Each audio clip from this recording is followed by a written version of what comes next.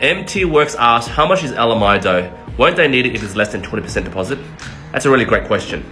But before I start on that, let me address the myth. That is, if it's less than 20% deposit, you have to pay LMI. That is not true. For example, there are banks that allow 85% no LMI. Well, technically it's $1 LMI. Banks such as like Westpac or second tier lenders like St. George, which are both sister companies, will allow you to lend 85% and the only LMI that you pay is $1.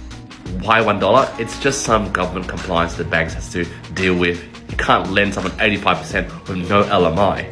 However, if you're part of some specific occupations, for example, you're a doctor, you're part of the AMA, which is some association that doctors are with, or you're a dentist, or you're a certified accountant or lawyer, you can get 90% no LMI.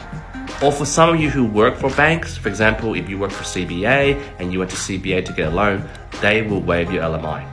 But then their rates might not be great because a lot of banking professionals do use me to get them loans. Also, finally, there are non-banks, which are non-conforming lenders, that allow you to do 90% no LMI, but you got to pay a bit of a premium on the rate. But then how much is LMI though, if you need to pay LMI? Let's check it out. So LMI, Lenders Mortgage Insurance, there are actually two providers, QBE Insurance and Genworth.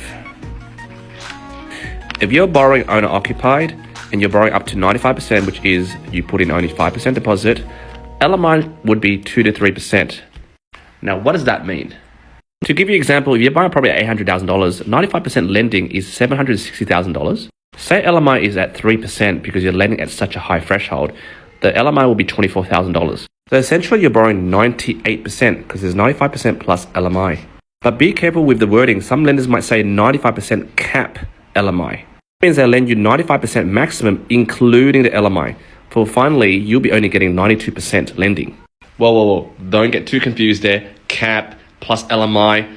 Just remember, if you're going for LMI, just do 95% plus LMI.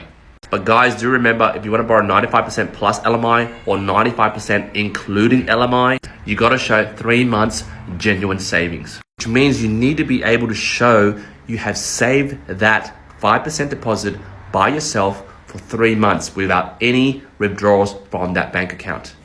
If you can't, there are still lenders that will do it for you, but at a little bit higher rate. Hopefully that answers your questions, MT Works, and thank you for the question again.